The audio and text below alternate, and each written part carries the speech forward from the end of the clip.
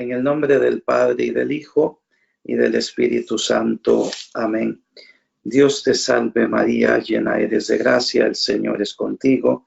Bendita tú eres entre todas las mujeres, y bendito es el fruto de tu vientre, Jesús.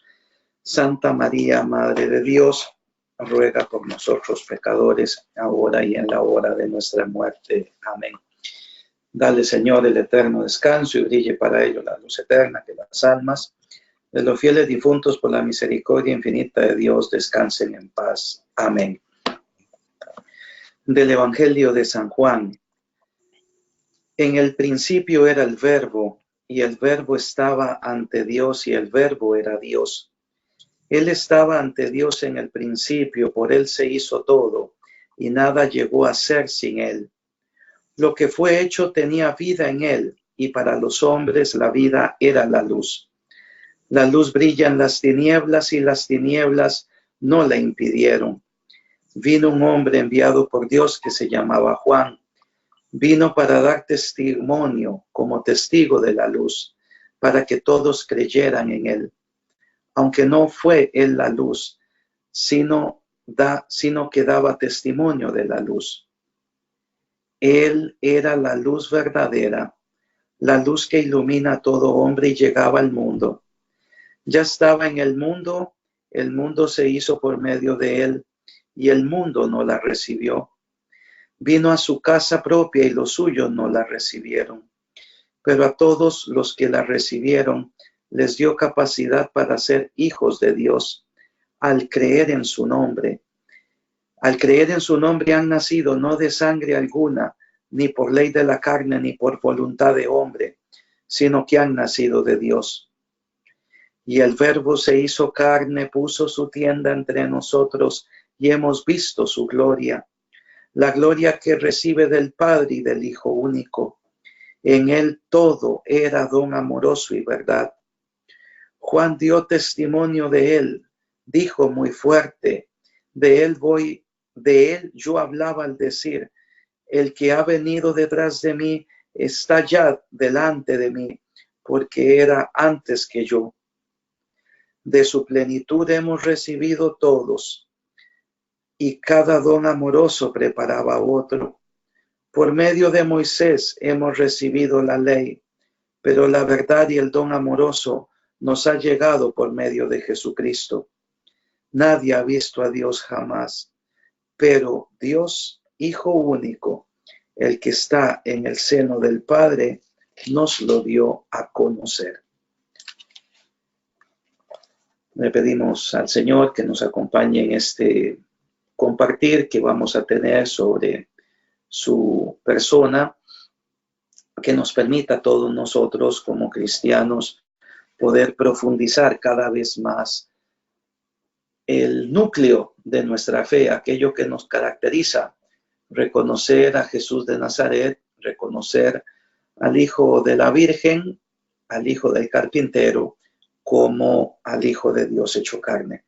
En el nombre del Padre, y del Hijo, y del Espíritu Santo. Amén. Queridos hermanos y hermanas, pues buenos días a todos.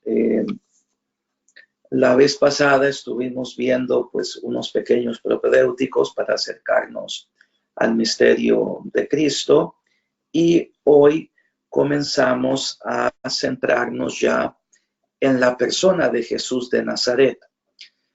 El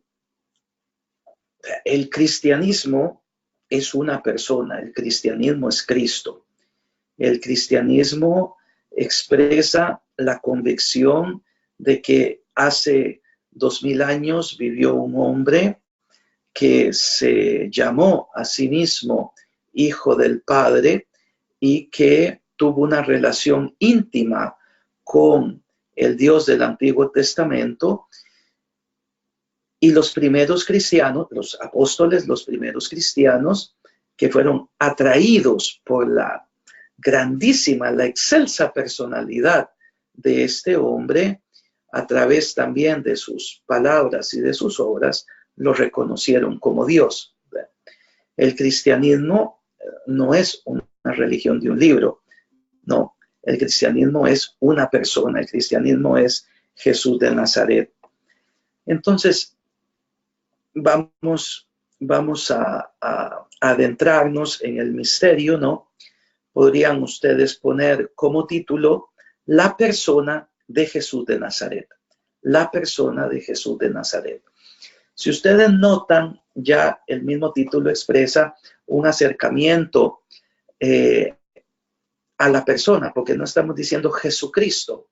Ya Cristo como título que se agrega al nombre ya implica un acto de fe, sino es un acercarse a ese Jesús de Nazaret, cuyas fuentes ya nosotros, que hay fuentes que ya nosotros vimos la semana pasada, mencionamos algunas, fuentes judías, fuentes paganas, fuentes que muestran que Cristo verdaderamente existió, ¿no? Evidentemente, pues toda la literatura cristiana. Entonces, Jesús de Nazaret, para el cristianismo, es el Hijo de Dios hecho hombre. Esta es la verdad fundamental que nosotros profesamos. La fe cristiana se asienta como en dos columnas, que es la profesión de los dos dogmas principales de nuestra fe, la encarnación y la Trinidad. Digo encarnación primero porque es el modo como nosotros hemos conocido la Trinidad. A través de la vida de Jesús de Nazaret hemos conocido la identidad íntima de Dios, que Dios es Padre, Hijo y Espíritu Santo. Pero igual usted puede decir la Trinidad y la encarnación, dando aquí ya un matiz distinto en cuanto que primero la profesión de Dios y luego la obra máxima de Dios en favor nuestro, que fue la encarnación de su Hijo Jesucristo, ¿no? Hemos leído el prólogo del Evangelio de San Juan, Juan 1:18. Estas, queridos hermanos, pues son quizás las palabras más importantes que se han escrito en la historia de la humanidad. Porque el prólogo del Evangelio de San Juan lo que muestra es cómo hay un sujeto que recorre todos esos versículos. Hay un sujeto del cual se está hablando.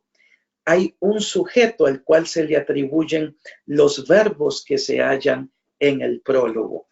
Al inicio, en el principio, existía el verbo o la palabra, ¿no?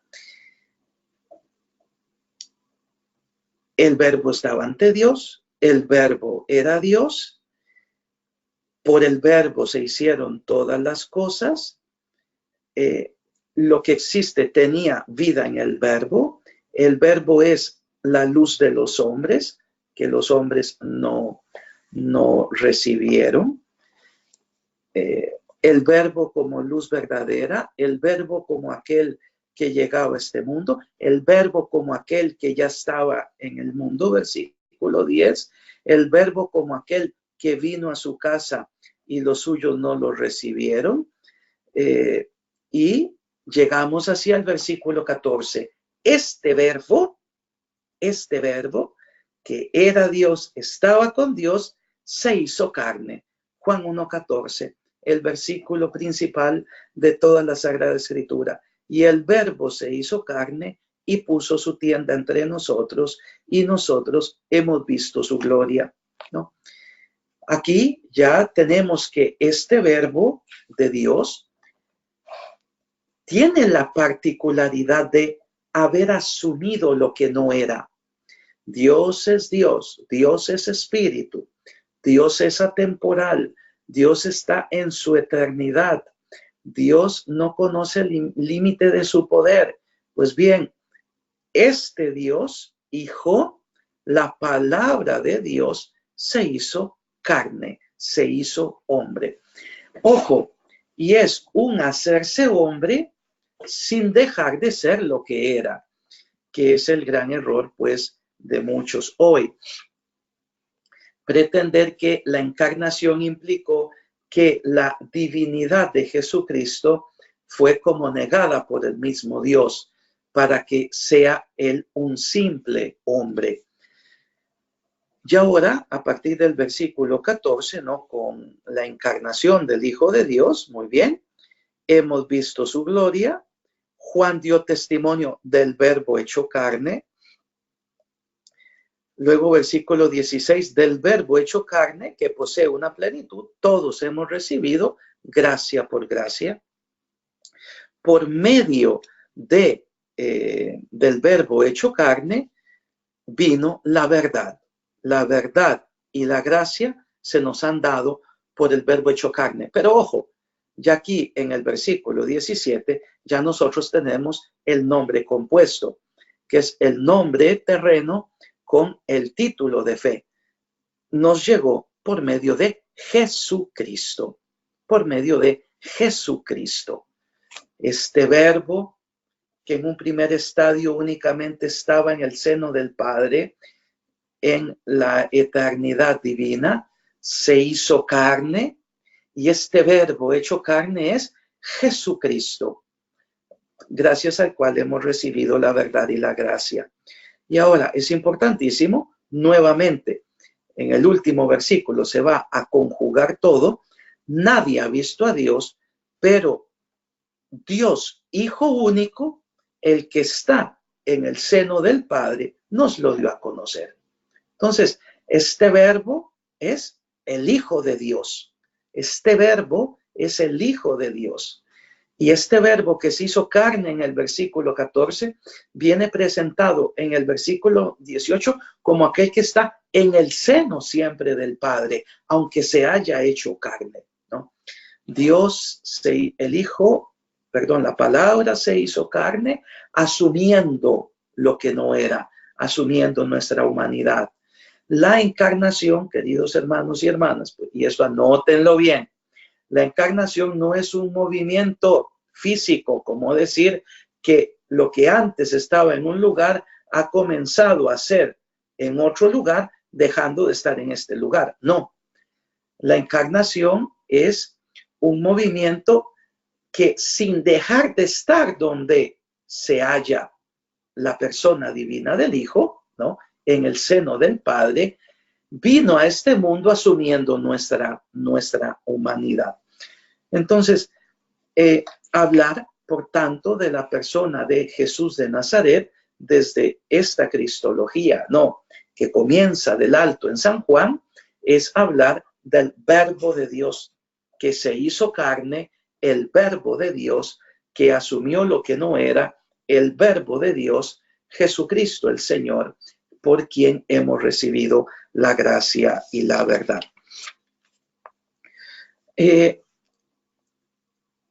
Por tanto, lo primero y lo más importante que estudiamos en Cristología, pues es el acercamiento a la persona divina del Hijo. Es el acercamiento a Jesús de Nazaret como verdadero Dios. La humanidad del Señor, queridos hermanos y hermanas, pues era un dato descontado para aquellos que convivieron con él, para los mismos apóstoles. Aquí el texto es el texto de Jesús en el Sanedrín, la causa de la condena, se recuerdan, ¿no? Nosotros no te condenamos por ninguna obra buena, sino porque tú, siendo un hombre, que es lo que todos veían, lo que todos eran conscientes, te haces a ti mismo Dios. Ahí es donde se halla la importancia del estudio de la persona de Cristo y por ende de su divinidad. O sea, recuerden, lo que es característico de la fe cristiana es creer que este hombre Jesús de Nazaret es verdadero Dios. Y por tanto, las herejías primeras, ¿no? Las herejías primeras tienen una referencia siempre a negar uno de estos dos polos, o que Jesús es verdadero Dios o que Jesús es verdadero hombre. Por ejemplo, con base, ya lo veremos más adelante, Dios mediante, con base en la filosofía de la época y en la teodicea de la época, no se podía concebir que Dios se hiciese carne. ¿Por qué? Porque pues la carne es indigna, La carne era la cárcel del alma. Lo excelso es el espíritu. Jesús entonces, el Verbo, en el seno de María Santísima, asumió una semejanza de carne, pero no carne humana. Es decir, es como una carne celestial, no la carne tomada de la raza de Adán, de la estirpe de Adán. Esto es lo que se llama el docetismo gnóstico, ¿no? Doxa quiere decir apariencia. Este no asumió una carne auténtica, porque esto es indigno. Asumió una semejanza de carne, que evidentemente después de su resurrección dejó, porque ya no servía para nada. Igual, si lo vemos desde el otro ámbito, la otra herejía fundamental e importante en la historia de los dogmas es el arrianismo. El arrianismo, es aquella doctrina errónea que niega que Jesucristo sea Dios. Niega que Jesucristo sea Dios. Niega que Jesús sea naturalmente el Hijo de Dios, sino que es de otra substancia respecto a Dios. Entonces, en Cristología, ¿qué es lo que se estudia de modo preponderante? ¿No? La divinidad del Hijo. Esto uno podría pensar, ¿no? Bueno, esto lo sabemos. Tenemos la profesión de la fe. Tenemos, ya el testimonio de la Escritura, como el testimonio de la tradición, como el testimonio del magisterio. Es evidente que subrayar el hecho de la divinidad de Cristo pareciese un poco absurdo, porque es el dato básico de los cristianos. Para los que piensan así, una de las primeras respuestas que yo les doy es, bueno, si para todos es tan claro que Jesús de Nazaret es Dios verdadero, el Hijo de Dios, díganme por qué existen tantos testigos de Jehová. Díganme por qué existen tantos mormones. Y son sectas que están llenas de católicos bautizados. ¿Por qué están ahí? Si ni para el mormón ni para el testigo de Jehová, Cristo es Dios. Por eso, todo lo que vamos a tratar, entonces, tiene, y esa es mi intención con respecto a ustedes, que yo les deseo que tengan un ministerio de predicación muy fructífero, donde el señor obispo los vaya a poner un mañana, que ustedes enfoquen su ministerio de predicación para llevar a las personas a que tengan seguridad en aquello que creen y que ustedes nunca den nada por supuesto. Nunca den nada por supuesto.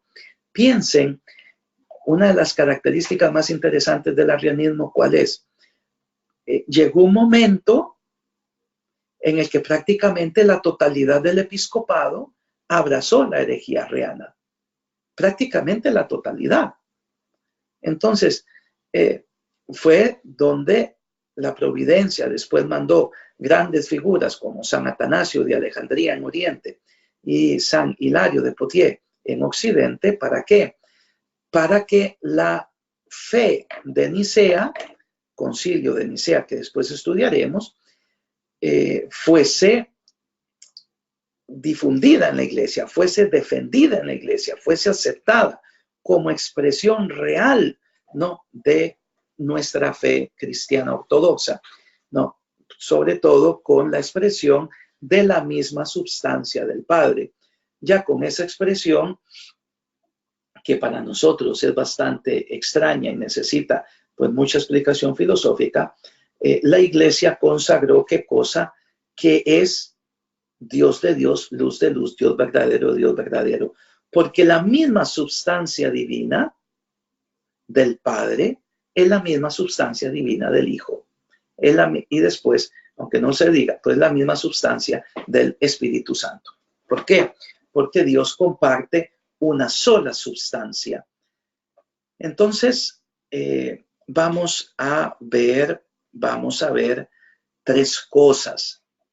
La primera es la condición divina de Jesucristo.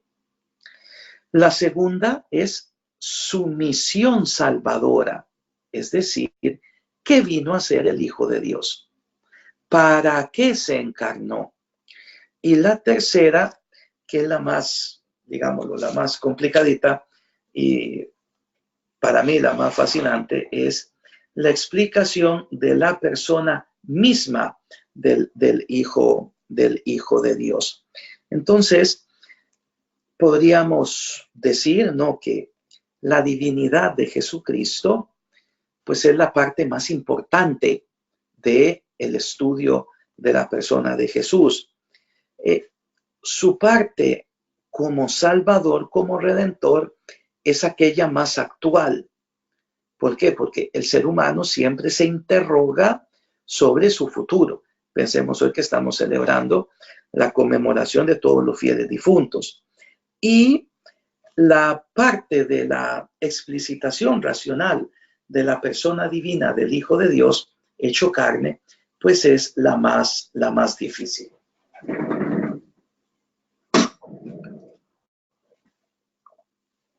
Es la más difícil porque requiere todo un bagaje filosófico conceptual al cual la mayoría de personas no está muy impregnado. Ahora, esos son meros adjetivos, ¿no? Nosotros consideramos siempre la persona del Señor Jesucristo como un todo. Y lo importante, lo actual, es Él. Es Él. Entonces, comenzamos con quién es Jesús. Es decir, la persona divina o la divinidad de Jesucristo el Señor. Esto es lo que es importantísimo. Hay un texto del Catecismo de la Iglesia Católica que es importante recordar en este momento. En el centro de la catequesis encontramos esencialmente una persona, la de Jesús de Nazaret, unigénito del Padre, que ha sufrido y ha muerto por nosotros y que ahora resucitado vive para siempre con nosotros. Catequizar es descubrir en la persona de Cristo el designio eterno de Dios. Se trata de procurar comprender el significado de los gestos y de las palabras de Cristo, los signos realizados por él mismo. El fin de la catequesis es conducir a la comunión con Jesucristo. Solo Él puede conducirnos al amor del Padre en el Espíritu y hacernos partícipes de la vida íntima de la Trinidad. Aquí nosotros tenemos como un resumen, ¿no? Pueden ver el Catecismo de la Iglesia Católica 426.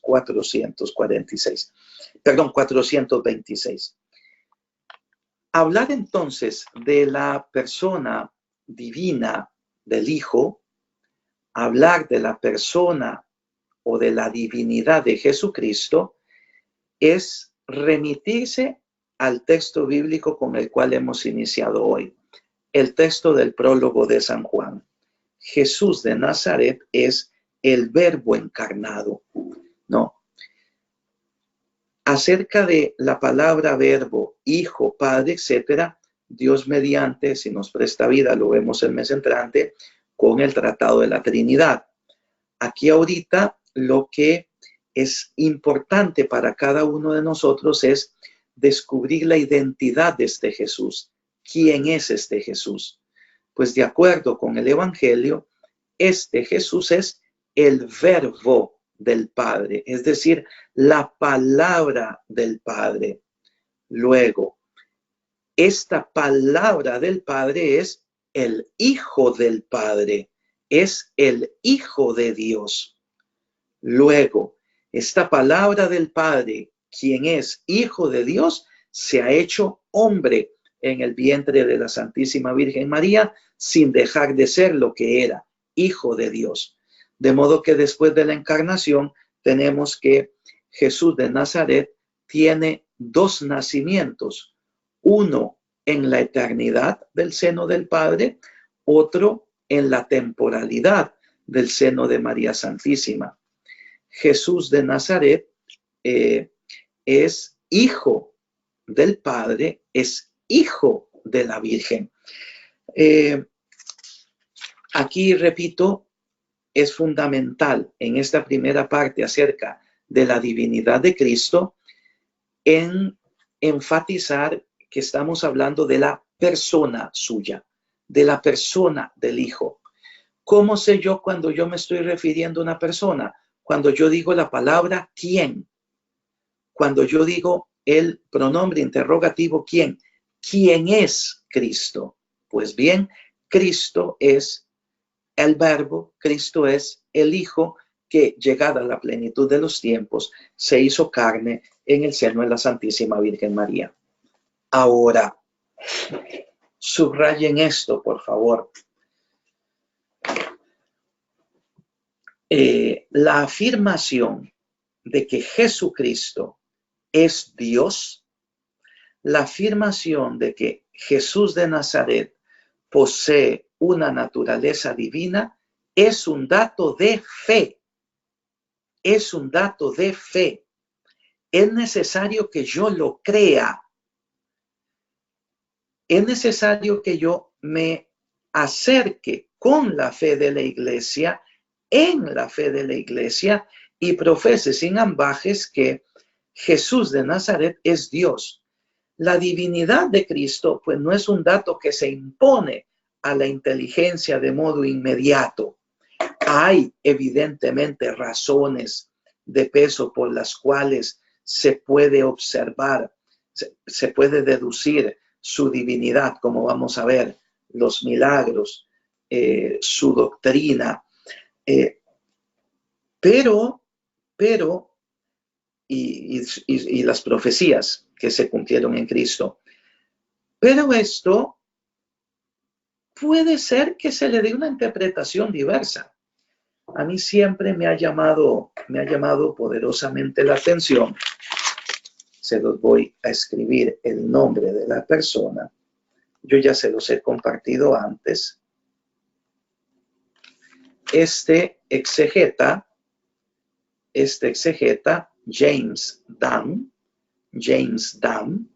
es un grandísimo exegeta británico, especialista del Nuevo Testamento, un grandísimo conocedor de San Pablo. Sus libros son una cosa gigantesca. Pero claro, al final da la impresión de que no acepta que Jesús sea Dios. Entonces, uno se pregunta, pero ¿cómo es posible que una persona con esa capacidad intelectual, una persona que es cristiana, o sea, él es cristiano anglicano, tiene su fe cristiana, etcétera, no es que es un pagano, un ateo, ni mucho menos, no. Ustedes hasta pueden encontrar conferencias de él donde está predicando. Pareciese que niega la divinidad de Cristo. Pero tienen todo, está la escritura, está la tradición, tienen todo para poder reconocer en la fe de la iglesia la interpretación correcta de la escritura. Y no es así. Por eso subraye usted la divinidad de Jesucristo. La divinidad de Jesucristo es un dato de fe. Lo acepto por fe, porque mi pobre capacidad intelectual, por muy excelsa que sea, necesita apoyarse de la fe para que esa teología y para que ese conocimiento que yo también como cristiano, como bautizado tengo, se fundamente sobre la verdad. Porque no soy yo quien inventa la fe. Yo recibo la fe que como don la iglesia custodia.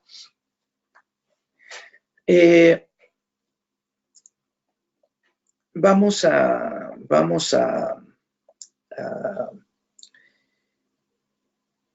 argumentar ahorita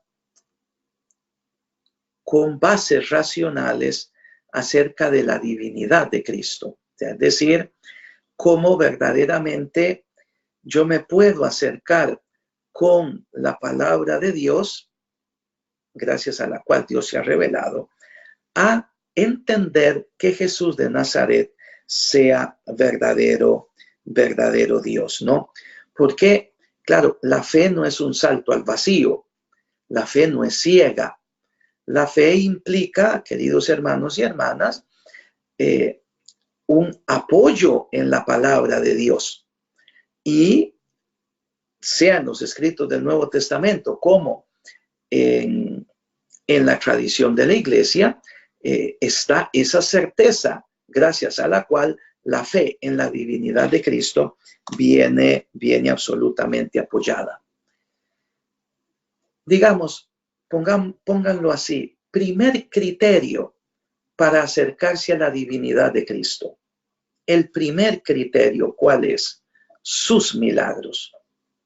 Sus milagros. Segundo criterio, las profecías que se cumplen en Cristo. Las profecías que se cumplen en Cristo. Tercer criterio, la doctrina de Cristo. Entonces, tenemos los milagros, tenemos las profecías y tenemos la doctrina. Comencemos con los milagros, ¿no? De acuerdo con la Real Academia Española de la Lengua, los milagros se definen como un hecho no explicable por las leyes naturales y que se atribuye a intervenciones sobrenaturales de origen divino, ¿no? Ahora, en el sentido bíblico, el milagro es un hecho maravilloso, es un hecho extraordinario, es un hecho portentoso, es un hecho en el cual se nota la irrupción de Dios en la historia. Bien, los milagros tienen en la Sagrada Escritura esa función de testimoniar que este hombre, Jesús de Nazaret, no es un simple hombre. A través de los milagros es posible acercarse también racionalmente, ¿no? Racionalmente, a que detrás de este hombre hay una virtud mayor a la virtud de la mera humanidad.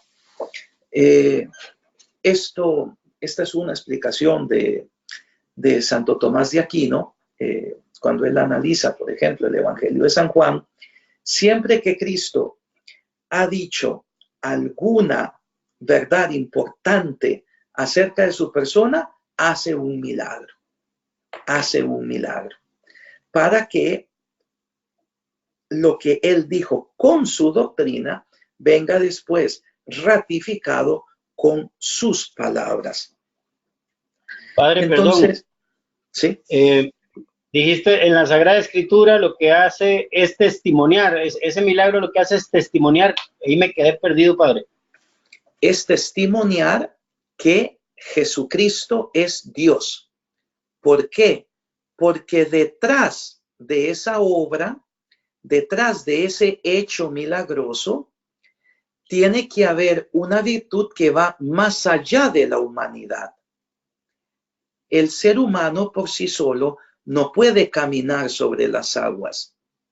El ser humano con su propia virtud no puede resucitar un muerto. El ser humano con su propia virtud no puede multiplicar los panes. Pero cuando yo, a través de esa obra hecha por este Cristo, utilizando únicamente su yo, yo te lo digo, Lázaro, sal fuera, ¿no?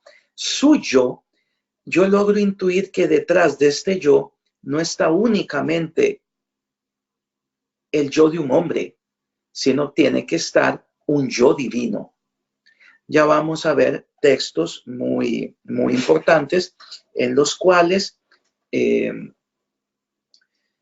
se nos muestra claramente, porque Jesucristo mismo esgrime el argumento, si ustedes no creen a mis palabras, crean al menos por las obras, porque las obras que yo hago testimonian que yo vengo de Dios. Ya lo vamos a ver. Ustedes también pueden poner, y esto sobre todo es en la teología de San Juan, como los milagros son signos. Es decir, un signo es un hecho concreto que me remite a mí a una realidad de la cual es signo. El signo me lleva a mí a poder relacionar la persona de Cristo con Dios, con Dios. Es evidente, y pues todos lo sabemos, y esto también sea fuera de la iglesia, dentro de la iglesia, hay una negación de los milagros, ¿no? Sea desde una mentalidad absolutamente positivista en la cual únicamente se descubre como real lo que puede ser explicado con las solas fuerzas racionales, de modo que se excluye acríticamente todo aquello que pues no tiene esa explicación, sino que cae bajo el concepto de fábula, mito, mentira, etc. También dentro de una parte de la exégesis bíblica, pues sí, ha habido negación de milagros, ¿no? Se pueden citar distintos exegetas famosos, ¿no? Donde pues el milagro viene visto casi como un género literario para apoyar una tesis preconcebida. Una de las cosas aquí que es importante, ¿no? Se halla en la Dei Verbum 19, ¿no? Nosotros, queridos hermanos y hermanas, pues nos acercamos a la persona de Jesús de Nazaret a través de los 4 evangelios canónicos, Mateo, Marcos y Lucas, ¿no? Pero la misma Constitución Dei Verbum, número 19, atestigua que ha habido una tradición escrita anterior, ¿no? Una tradición escrita que precede la redacción de los evangelios, ¿no? Y esta tradición escrita, recordemos que San Lucas dice, muchos han escrito acerca de Jesús. Bueno, ese muchos, uno lo tiene que entender en qué sentido, que seguramente había ya habían unas colecciones de dichos y hechos de Cristo que circulaban en la comunidad cristiana. ¿Esto para qué? Para que se mantenga la memoria de lo que Cristo hizo y de lo que Cristo dijo. Esto es importantísimo. Entonces, hay una conciencia clara de que tuvo que haber habido una memoria de los milagros de Cristo. Milagros de Cristo que están atestiguados en los evangelios. O sea, el milagro no es como una cuestión sin importancia que está allí en el evangelio y que juega un rol secundario. No. El milagro es un hecho fundamental de la manifestación del Hijo de Dios hecho carne, a través del cual el Señor iba mostrando su condición divina. Un paréntesis, esto que voy a decir es muy importante. Recuerden que Jesús en el Evangelio no dice jamás yo soy Dios. No dice el Señor abiertamente yo soy Dios. El proceso pedagógico que muestra la divinidad de Cristo va a ser por inferencia, es decir, a través de sus acciones y a través de sus palabras, sobre todo a través, al final del hecho máximo de la resurrección, ellos van a inferir verdaderamente que Jesucristo sea Dios. Ya lo tenemos también en la declaración de Pedro, tú eres el Hijo del Dios vivo, etc. Pero el dato importante es este: ¿por qué Jesucristo no comenzó abiertamente su predicación invocando su divinidad, sino que lo hizo a través de modo indirecto con sus acciones y con sus palabras? Porque recordemos, queridos hermanos y hermanas, el monoteísmo es santo y seña de la religión hebraica, es santo y seña de la religión judía. El monoteísmo es esa creencia que es el dogma fundamental de Israel. Escucha, Israel, el Señor nuestro Dios es uno. Adorarás al Señor tu Dios con toda tu alma, con todas tus fuerzas, con todo tu corazón. El Señor nuestro Dios es uno.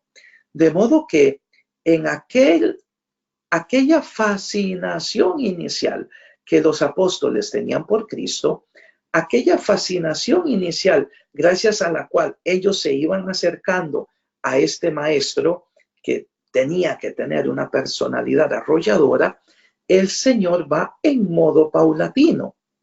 Vean que incluso dentro del grupo de los 12 apóstoles es a Pedro, Santiago y Juan a quien Cristo hace las mayores manifestaciones de su persona. Es a ellos tres que confía más el secreto de su el misterio, de su identidad divina, ¿no? Entonces, retornando, ¿no?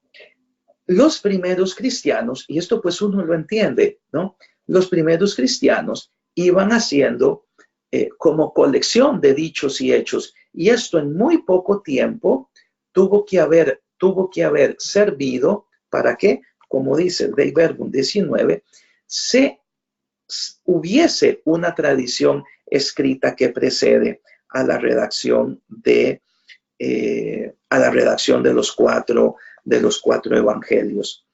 Los milagros tuvieron que haber sido mandados de memoria, por escrito, para que no se perdiera la memoria de sus acciones. Entonces,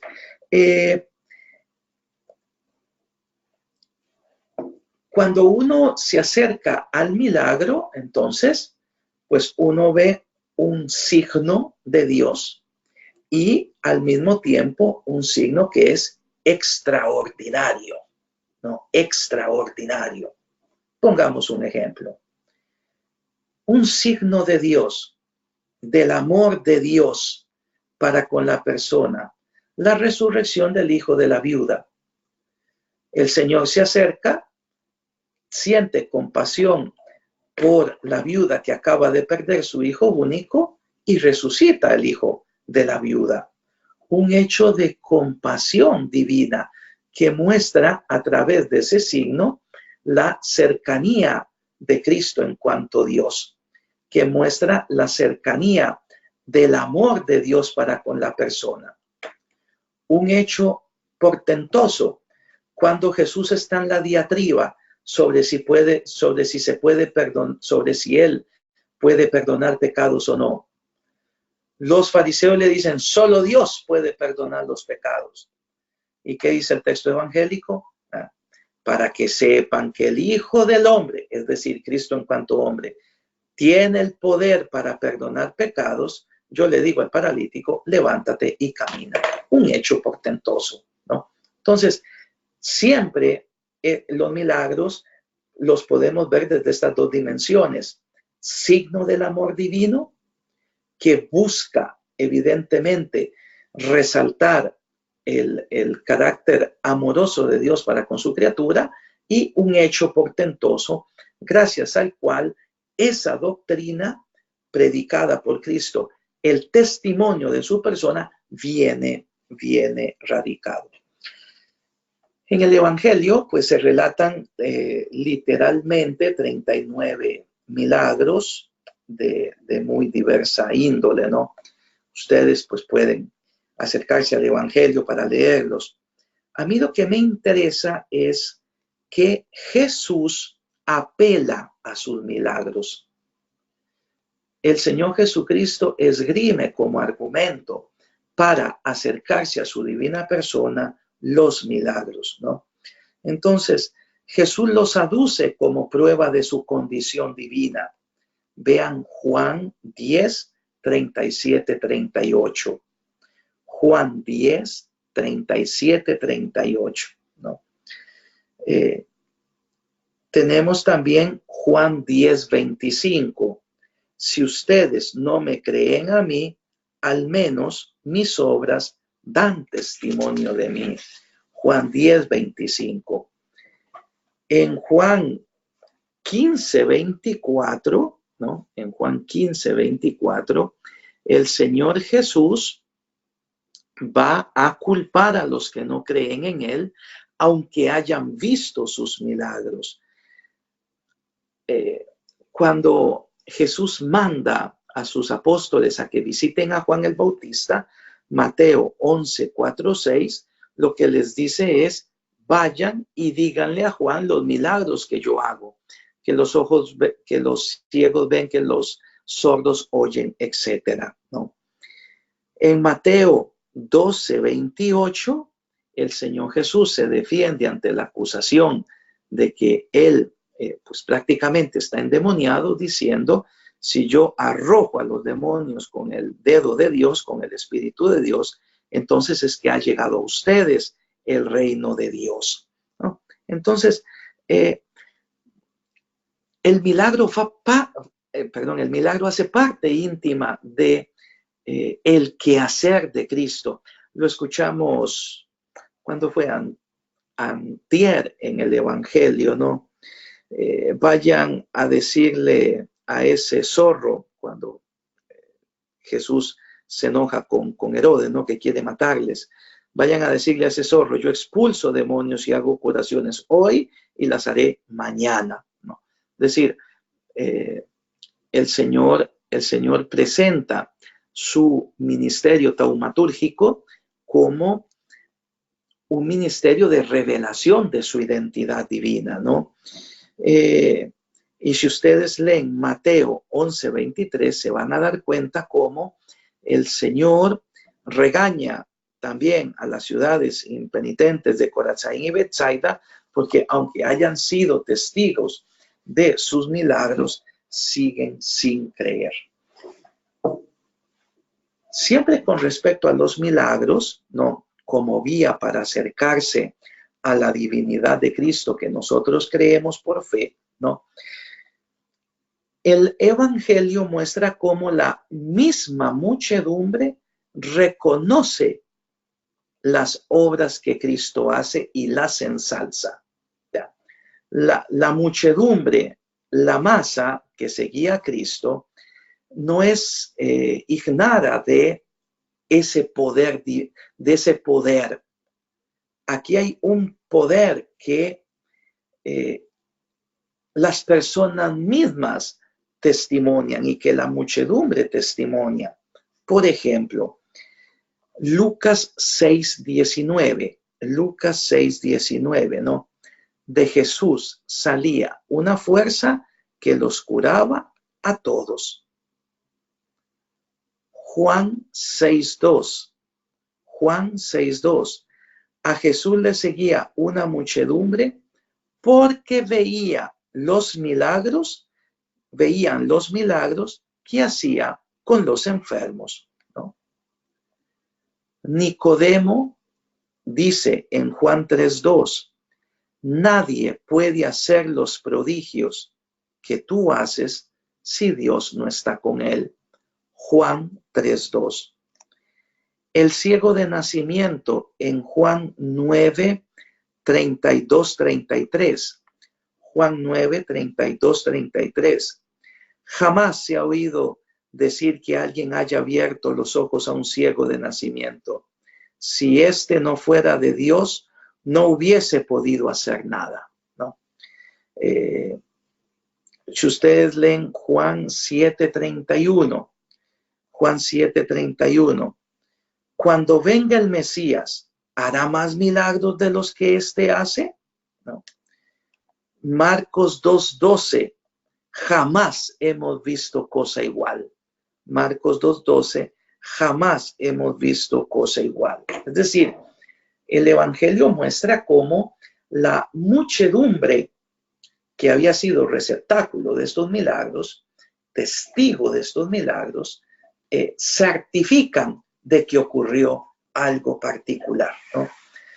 Por eso es que la tesis de que los milagros prácticamente vienen como un género literario para probar tesis preconcebidas es muy difícil de sostenerla, porque ¿qué pasa si uno quita todos los relatos de milagros de los evangelios? Pues el material que queda no permite dar justicia del porqué del seguimiento de Cristo, del porqué del seguimiento abrumador que el Señor durante su ministerio público tuvo. Recuerden, por ejemplo, en las bodas de Caná de Galilea, Juan capítulo 2, ¿no? A través del signo de cambiar el agua en vino, es que los discípulos vieron la gloria y creyeron en él. Aquí nosotros podemos dar, queridos hermanos y hermanas, pues una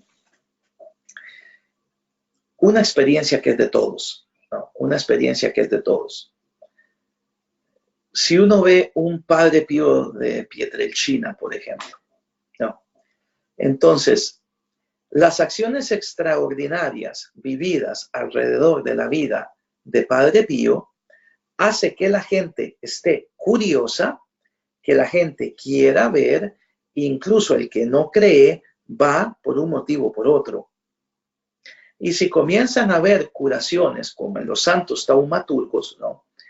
¿Qué sucede? La gente se acerca. Oiga, ahí hay algo que va más allá de la mera humanidad.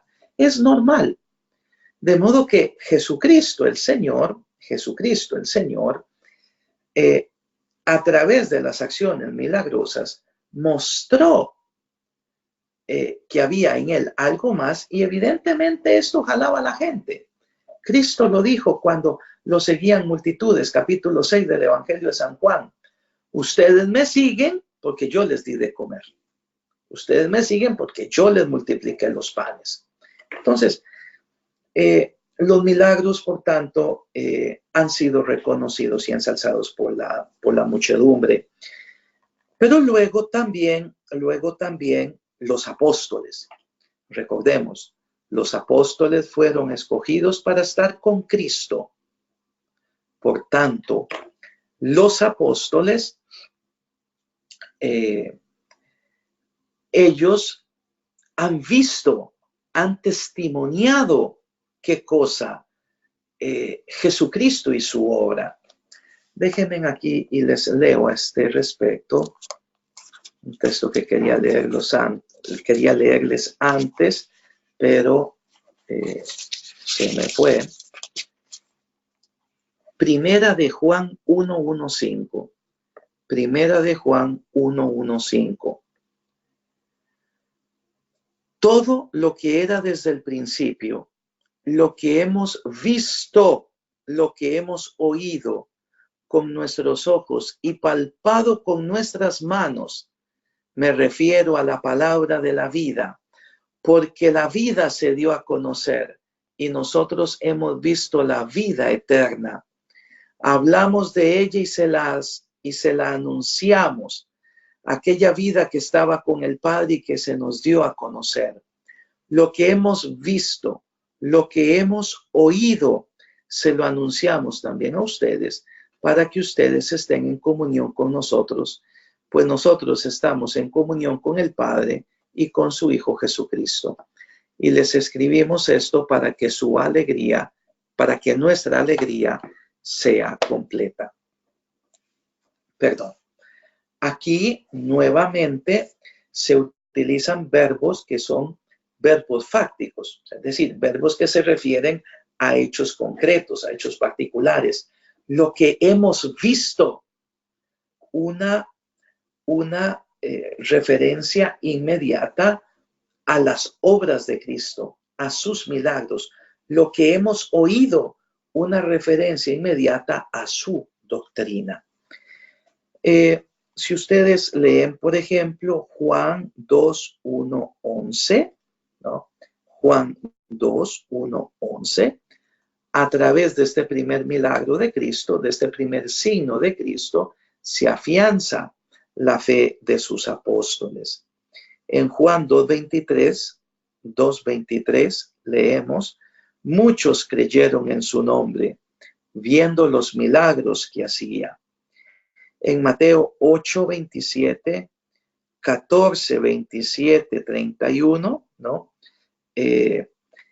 Los apóstoles llegan a la convicción de que Jesús es el Mesías esperado a través de los milagros que él ha hecho. San Pedro públicamente en Pentecostés lo dice en Hechos de los Apóstoles 2:22. Jesús de Nazaret, varón acreditado ante ustedes con milagros, prodigios y signos que Dios hizo por medio de él. Entonces, los apóstoles confirman estos milagros del Señor Jesús e incluso sus enemigos confirman, reconocen que Cristo es capaz de hacer obras que van más allá de la virtud humana. Por ejemplo, Mateo 12, del 23 al 30, Marcos 2:22. Marcos 2:22. Aquí nosotros tenemos como los enemigos y las autoridades del pueblo admiten las obras de Cristo, eso sí, le atribuyen como causa no Dios, sino una acción del demonio. Herodes en Lucas 23:8-9, Lucas 23:8-9, se alegró de ver a Jesús cuando se lo envió Pilato, pues porque lo que quería era ver si Cristo hacía algún milagro de los que tanto él había oído. En Juan 11:47-48, Juan 11:47-48, ¿no?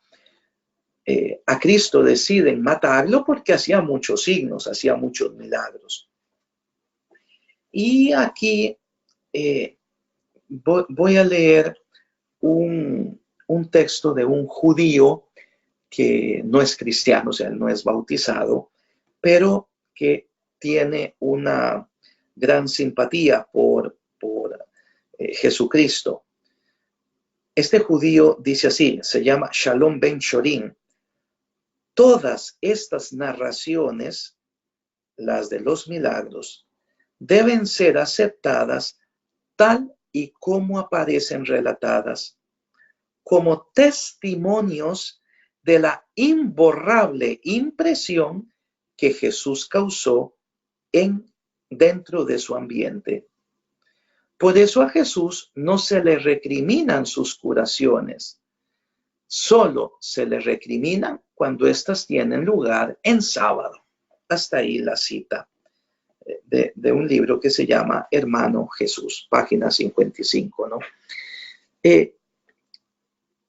Nicodemo, en el capítulo 3 del Evangelio de San Juan, digamos, es el que nos ayuda a nosotros a entender el porqué de los milagros. Nadie puede hacer los milagros que tú haces si Dios no está con él, ¿no? Entonces, queridos hermanos y hermanas, el milagro es aquel que nos permite a nosotros, ya de un modo racional, fundar también como testimonio nuestra fe en la divinidad de Cristo. Con palabras más filosóficas, ¿no? Ya dejando el lenguaje bíblico, se los digo con ya el lenguaje del medioevo, de la filosofía escolástica. Todo efecto tiene que ser proporcional a su causa. todo efecto tiene que ser proporcional a su causa.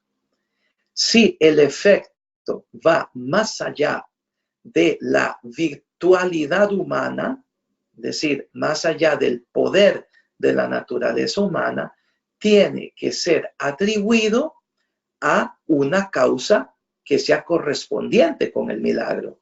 ¿Cuál es esta? Dios. Dios. Cada efecto guarda proporción con su causa. Por ejemplo, dicen los relatos de los evangelios que cuando Cristo, este es un milagro ya después de la resurrección del Señor, pero me sirve para lo que quiero explicarles. El evangelio relata claramente que estando las puertas cerradas por medio de los judíos, Dios se hizo presente.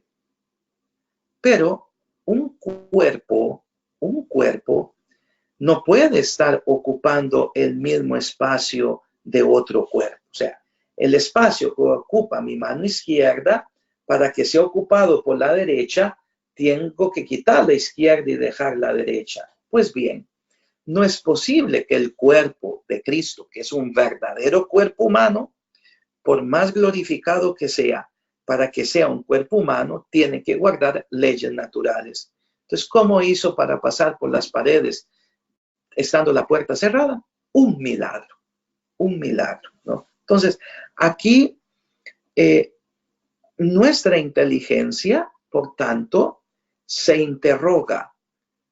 En este hombre tiene que haber algo más. No puede ser un simple hombre. Luego viene, queridos hermanos, un argumento también con respecto a la fundación de la divinidad de Cristo. ¿Cuál es? El cumplimiento de las profecías. El cumplimiento de las profecías. Antes del cumplimiento, ¿hay alguna pregunta antes de avanzar? ¿Algo que no quede claro? ¿Algo que necesite alguna explicación, si puedo?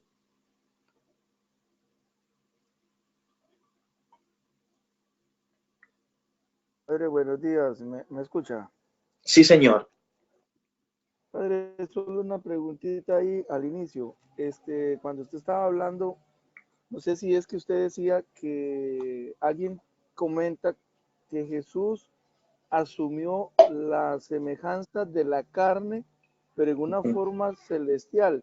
¿Eso estaba refiriéndote a que es una frase de herejía o no? Sí, Es que sí, solo quería señor. que es una herejía. Sí, señor. Eso se llama docetismo, que es una apariencia.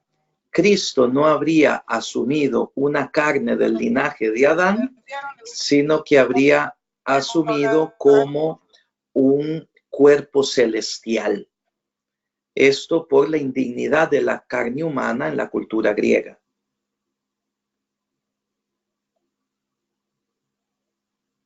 Sí, ¿me escucha? Muy bien, gracias, Padre. Gracias.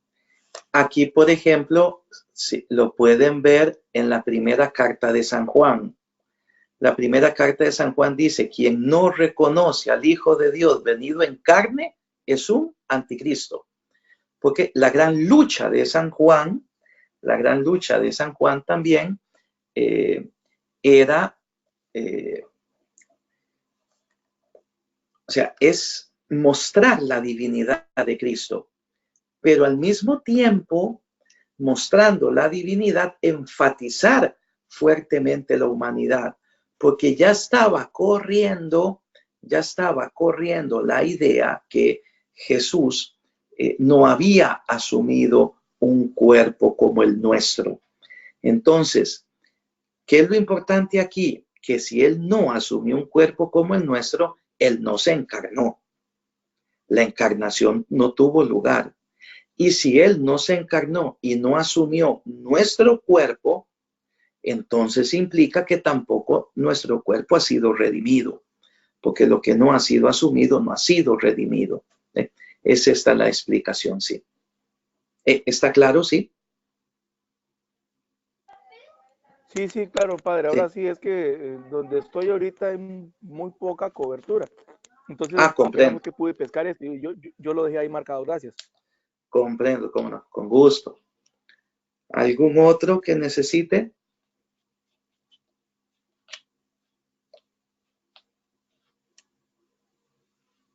¿Algún otro?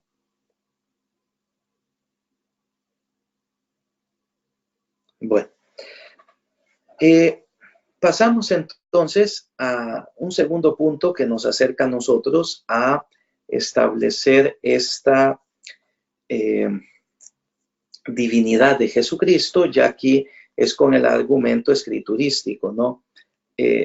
Habían, queridos hermanos y hermanas, pues profecías del Antiguo Testamento que tenían que corroborarse en aquel Mesías, ¿no? Entonces,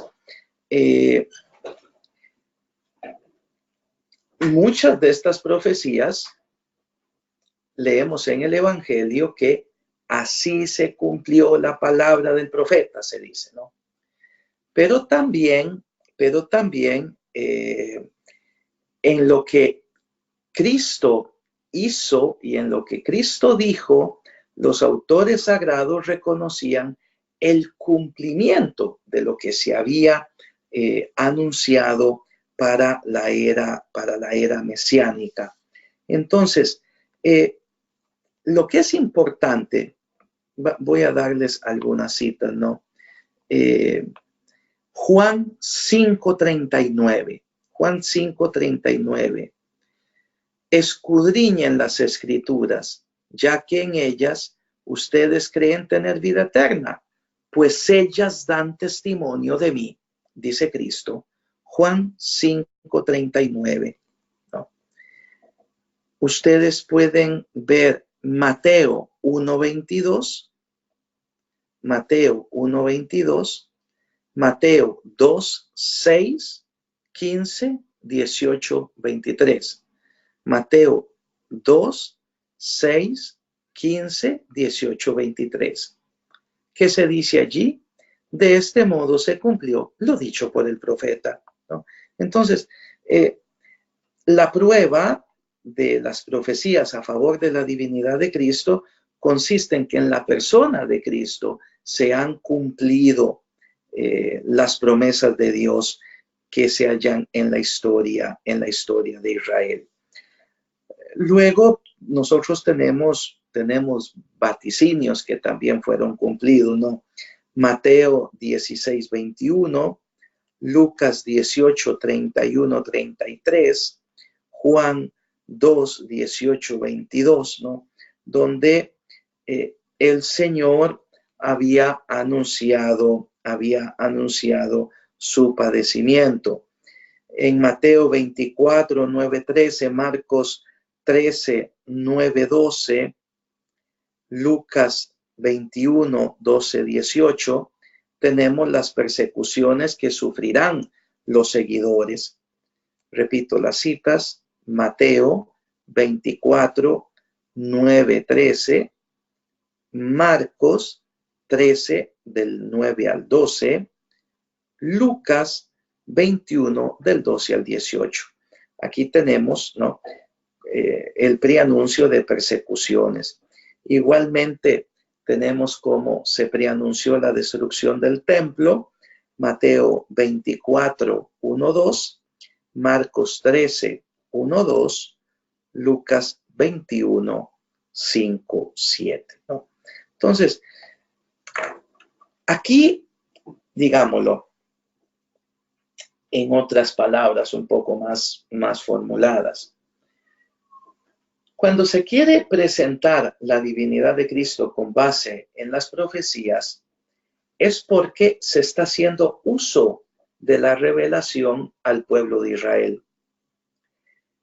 Se está invocando la autoridad de la Sagrada Escritura hebrea que ve su cumplimiento en la persona de Cristo. Pero al mismo tiempo se está considerando que Jesús tiene un conocimiento que va más allá de lo normal. Un conocimiento que no proviene de la manera normal con la que nosotros conocemos.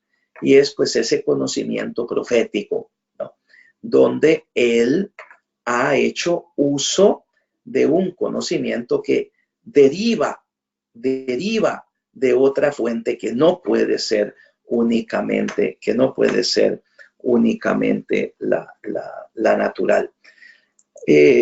Aquí es imposible abarcarlo todo, ¿no? Pero aquí lo importante, ¿no? Es que se los menciono nomás. Si alguno tiene interés, con mucho gusto se los comparto más. En Jesús de Nazaret nosotros tenemos 3 tipos de conocimiento. El conocimiento divino, tenemos el conocimiento profético, este conocimiento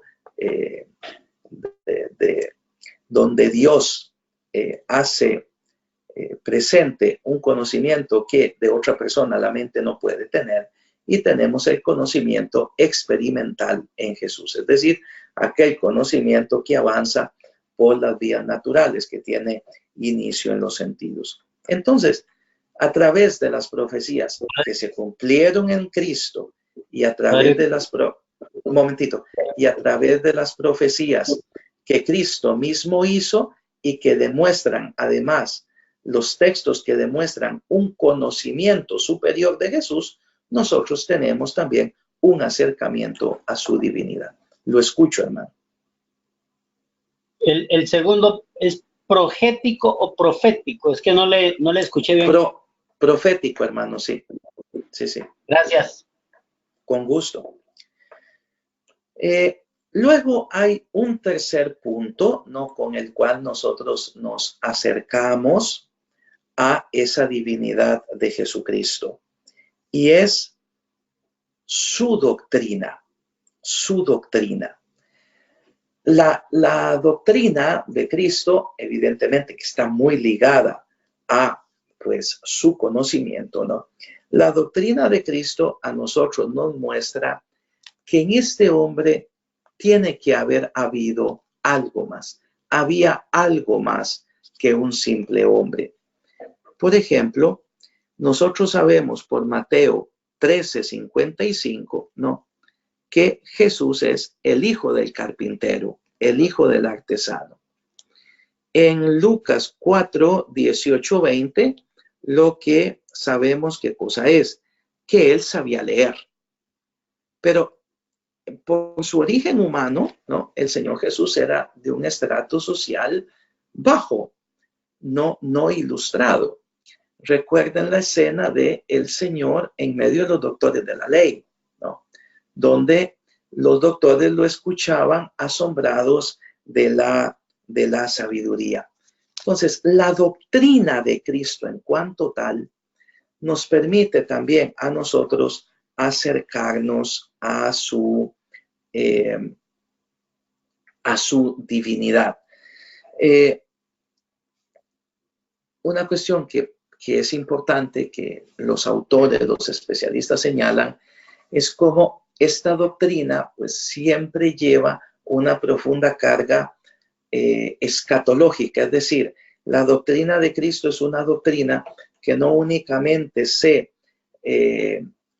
podríamos decir, se consuma en el mundo en el cual nosotros vivimos, sino que tiene todo un matiz que va más allá de esta vida, ¿no?, mostrando al hombre su auténtica vocación, mostrando al hombre el sentido último de la vida humana, ¿no?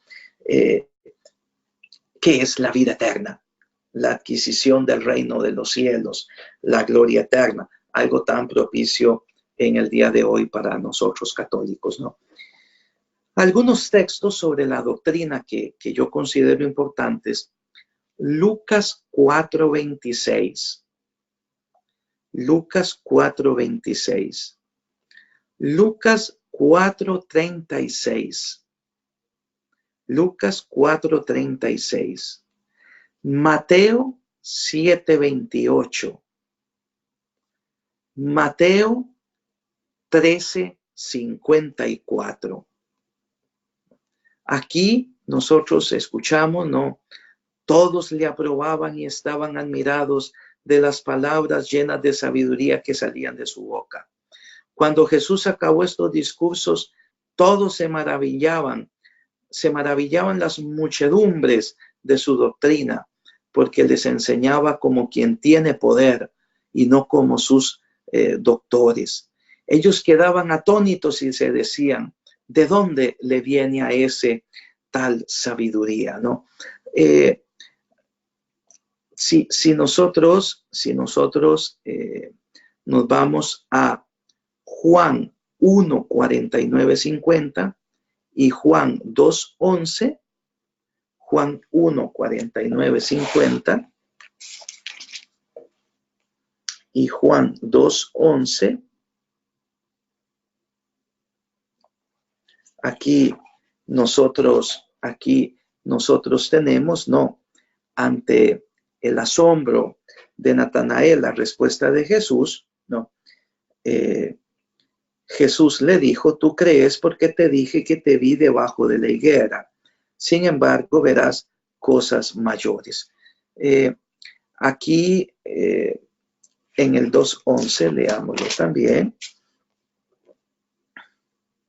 Esta señal milagrosa fue la primera y Jesús la hizo en Caná de Galilea y así manifestó su gloria y sus discípulos creyeron en él. Entonces, la cuestión importante que brota, para la conciencia del creyente que se acerca a la divinidad de Jesucristo, invocando lo excelso de su doctrina, es la sabiduría de sus palabras. Cómo son palabras que tienen que estar basadas en un conocimiento de la naturaleza humana, en un conocimiento de Dios y en un conocimiento del mundo que va más allá de lo natural. Recuerden el texto de Juan 1:18. A Dios nadie lo ha visto jamás. El Hijo único que lo ha visto nos lo ha dado a conocer. Entonces, esto es importantísimo para que el creyente que se acerca con base en la sabiduría de las palabras de Cristo reconozcan en él a Dios verdadero. Luego, aquí nosotros tenemos una nueva vía. Es decir, esto que he hablado hasta ahorita, ¿no? Doctrina, milagros, milagros y profecías, son argumentos muy clásicos, desarrollados a lo largo de los siglos. ¿Para qué? Para defender la idea basada en nuestra fe que Jesús de Nazaret es Dios. Hoy día, con la mentalidad moderna de hoy día,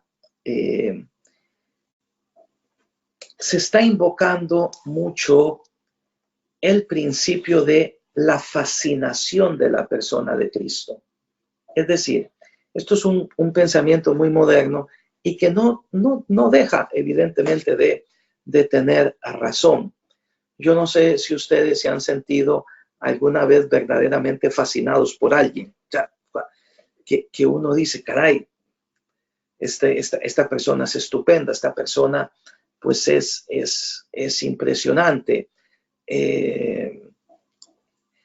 Para mí, en el inicio de mi vocación, pues hubo una persona así. Entonces, cuando uno ha hecho esta experiencia, uno logra entender, caray, ¿cómo habrá sido la personalidad del Señor Jesucristo? O sea, su dulzura, su carácter, al mismo tiempo cuando se enojaba, ¿verdad? Que le haya dicho a Herodes zorro y que hoy, mañana y pasado yo hago lo que quiero y después pues le doy permiso que él haga lo que quiera, muestra también la otra parte, pero lo dulce, el estupor que tuvo que haber causado.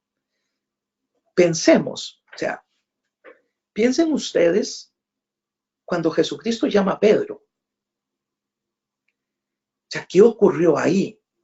Piensen ustedes cuando Jesucristo pues llama a Natanael, cuando Jesucristo llama a San Mateo.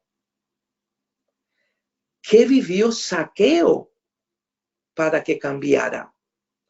Piensen ustedes lo que tuvo que haber sentido una mujer tan rica de afectos como tuvo que haber sido María Magdalena delante de Cristo. Esto, queridos hermanos y hermanas, pues es evidente que hace que internamente, psicológicamente, haya un más en aquella persona. Por ejemplo, cuando uno siente un estupor hacia alguien, en la vida de uno, generalmente es porque está muy ligado a lo que uno quiere, ¿no?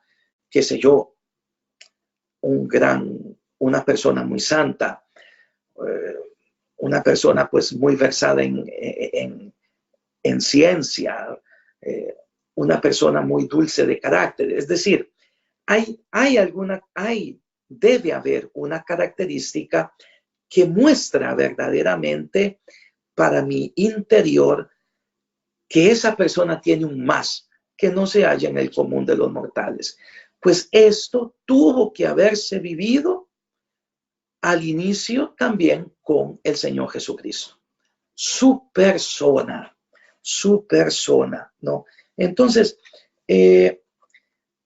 aquí hay como un argumento que es vivencial, un argumento que es existencial, es un argumento que es, digámoslo así, histórico. Ya no es por lo que él haya dicho, ya no es por lo que otros hayan dicho de él, ya no es por lo que él haya hecho, es por lo que él es como persona, ¿no? En esto, pues nosotros lo vemos con todo lo que es la vida de los místicos. La vida de los místicos es una vía para acercarse a Dios desde lo más excelso, porque Dios se ha mostrado, pero al mismo tiempo desde la mayor limitación humana, porque no hay palabras para expresar lo que se ha visto, no hay palabras para expresar lo que se ha sentido. Entonces, esta es una prueba que para uno como creyente, cuando escucha los relatos evangélicos, se impone también y es vivencial. O sea, pongamos un ejemplo en el mundo de hoy. ¿Cuánto fundador de sectas apocalípticas no jala un montón de seguidores y creen ciegamente que ese sujeto es Dios? Generalmente personas, claro, que tienen una personalidad extraordinaria, que tendrán algunos dotes particulares, que tienen un grandísimo poder de manipulación y se acercan personas incluso del primer mundo, personas estudiadas, etcétera, a estos sujetos, ¿no? Cuando yo estuve en Nosara, me recuerdo muy bien ahí la Pachamama, la finca de la Pachamama, ahí por la costa, donde entre San Juanillo y Ostional, donde, claro, había un pseudomesías y ahí tiene que estar, es un hebreo que jala muchísima gente del primer mundo y prácticamente ahí en esa finca como que estas personas como que encuentran la redención. Entonces, uno puede entender de que personas, digamos, en este caso con una personalidad frágil, encuentran un sujeto extraordinario que como que las arrastra y los llevan a considerar Dios. Recuerden que han habido suicidios masivos, porque el líder de la secta dice, nos tenemos que matar. Si hacemos mutatis mutandis esto con respecto a Cristo, pues viene lo mismo. Los relatos de los evangelios marcan qué cosa, que él tuvo que haber tenido una personalidad irresistible, irresistible. Cuando estaba preparando esta clase me quería acordar el nombre de la película, para los que quieran, ¿no? Hay una película que explota este medio o esta vía existencial, que es Resurrección. O sea, es la película sobre la resurrección. Si ustedes la buscan, ahorita no me acuerdo bien el título, sé que es Resurrección. Es una película que tiene 2 escenas impresionantes que a mí me han golpeado. La primera vez que vi esa película, la tuve que ver 2 veces seguidas. Hay una escena en la cual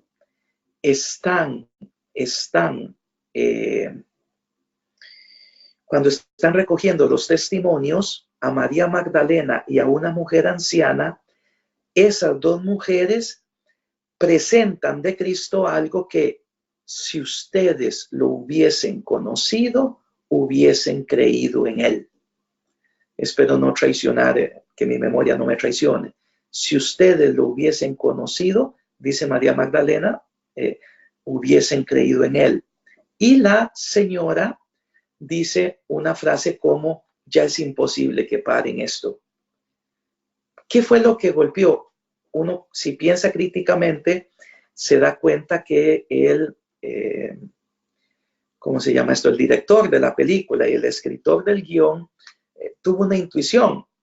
O sea, ahí jugaron con el impacto de la persona, con el impacto de la persona. Y esto, queridos hermanos y hermanas, para mí es importante hoy. Pensemos que nosotros estamos viviendo pues en un momento en el cual desgraciadamente la fascinación por la persona del Señor Jesucristo viene a menos. Hasta aquí, ¿hay alguna pregunta?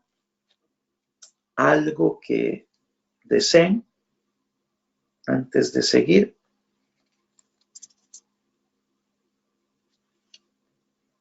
Sí, padre, ¿me escuchas, Camilo? Sí, buenos días. Buenos días. Hay varios pasajes en la Biblia que hablan de que Jesús habla de que yo soy la puerta, Sí. yo soy el pan, Sí. yo soy la vida. ¿En dónde podríamos clasificar estos pasajes en estos 3 aspectos? Su doctrina.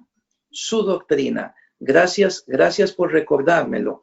Estos son afirmaciones majestáticas de Cristo, donde Él utiliza el yo soy de modo majestático, es decir, con una atribución divina.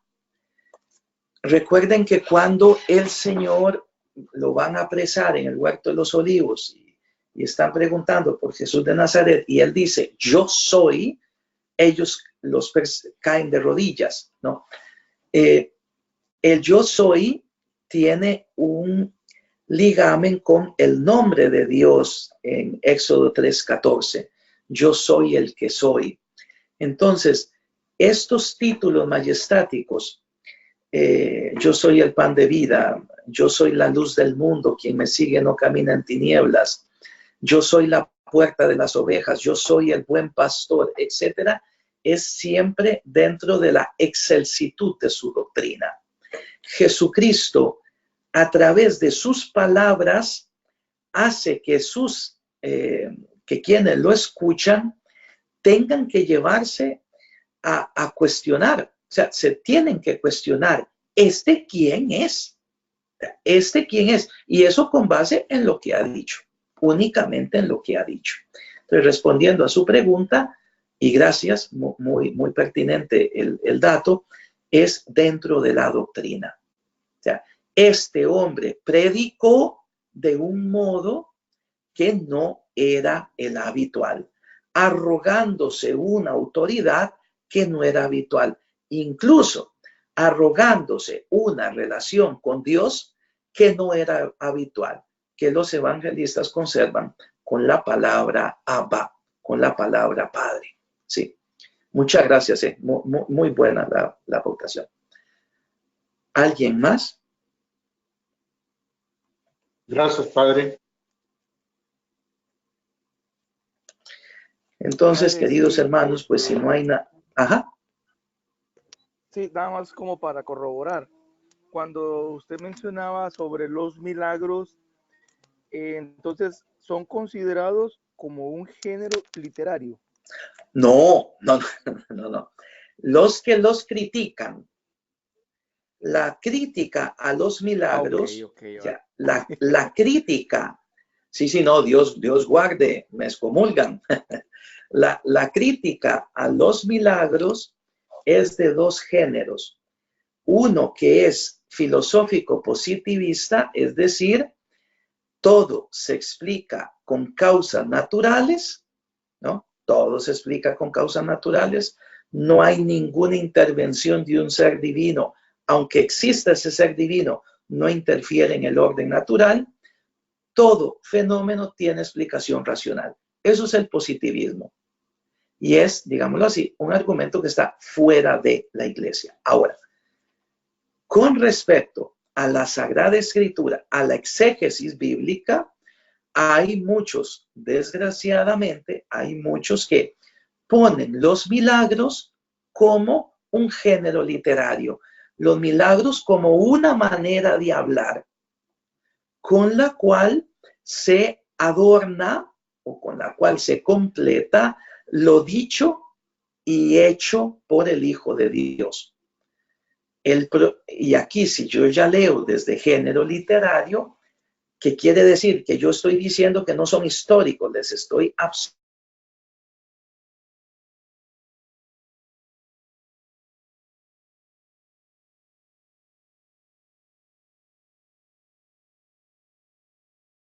No se le escucha, padre.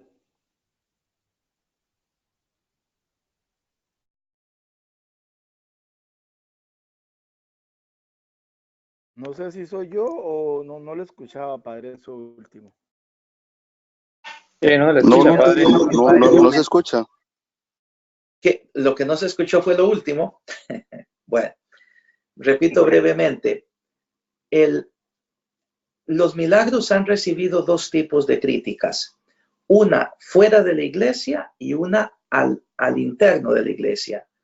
La que es fuera de la iglesia es el positivismo filosófico, que es una doctrina que postula que todo efecto tiene una explicación natural, donde, aunque exista Dios, Dios no interviene en los avatares de este mundo. De modo que todo tiene que tener una explicación natural. Incluso, por tanto, por tanto, se desechan estos supuestos milagros de Cristo, según ellos, porque falta el argumento natural que los explique, el argumento racional que los explique, ya que es imposible que yo pueda invocar una virtualidad divina. Ahora, el argumento intraeclesial es de índole exegético. Es una exégesis que dice que los milagros es como un género literario en el cual se apoyaron los evangelistas para completar lo dicho y hecho por Cristo. Lo dicho, su doctrina, y lo hecho, principalmente pasión, muerte y resurrección. Entonces se comienzan a ver los milagros de modo simbólico, no de modo histórico. Digamos, el ejemplo que se me viene ahorita a la cabeza es: no hubo verdaderamente exorcismos por parte de Cristo, sino simplemente lo que hubo fueron curaciones de epilepsia. No. Cristo no caminó realmente sobre las aguas, sino que, ya que el mar es en la escritura símbolo del mal, el que el evangelista presente que Cristo camina sobre el agua es Cristo camina sobre el mar, etc. ¿Estamos claros ahorita sí? Espero que esta cosa haya servido. Ahora sí. Gracias, padre. Don Félix, ¿sí? ¿Perdón? Sí, padre, bueno, tengo otra preguntita igual que había anotado. Es que mis dudas hoy son por falta de cobertura.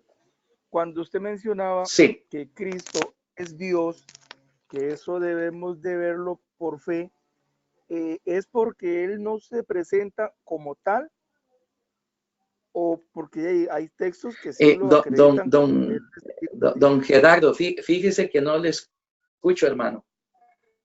Si gusta me la escribe y yo se la contesto. Ay. ¿Aló? Ok, sí, ya se... Sí, hermano, fíjese que no le oigo nada. Sí, ya se la escribo, padre. Ya se la escribo. Es que estoy muy mal de cobertura. Ya va a escribir. Entonces, si gusta me la escribe y yo con mucho gusto. Muy bien. ¿Algo más, hermanos? Sí, padre, a ver si me repite. A ver si me repite el segundo tipo de crítica a lo interno de la iglesia, donde no quiere verse como hechos históricos. Sí, no quiere verse como hechos históricos, sino como un género literario, es decir, una manera literaria, metafórica, simbólica de hechos que en definitiva no ocurrieron. Eso es como es una crítica, exegética que se hace al tema de los milagros. Obviamente aquí, hermano, hay un prejuicio ideológico. Jesús es un simple hombre, no fue un Superman, sino fue un simple hombre. Entonces, desde una cristología que subraya ante todo la humanidad de Cristo, ¿qué sucede? Que ellos dicen, no pueden esto haber sido cierto. Porque hoy, por ejemplo, nadie multiplica los panes, etcétera. Entonces, es un argumento intraeclesial, exegético, que se basa en un prejuicio. Ya que estos hechos no se corroboran hoy, ya que estos hechos no están presentes hoy, no es posible afirmar que ocurrieron como tales en los evangelios. Sí, ese es un factor intraeclesial. De modo que si usted va a argumentar algo con base en los milagros, le van a decir, no, eso es pura explicación simbólica, no, eso no ocurrió, es una manera de hablar, no, eso es un género literario. Allí, claro, si a usted le quitan eso, entonces usted sobre qué bases pisa. Por eso es que para mí es importante el texto que ya, ahorita entre tantas citas bíblicas, ya está mi cabeza, ya va mareada. Recuerden, creo que es capítulo 7 del Evangelio de San Juan, si no creen a mis palabras, al menos crean por las obras. Las obras que yo atestiguo muestran que yo vengo de Dios. Muy bien, muchísimas gracias. Dios mediante, continuamos la próxima, siempre con el tema de la divinidad de Jesucristo. Les deseo un feliz fin de semana y que el Señor los bendiga siempre. Hasta luego.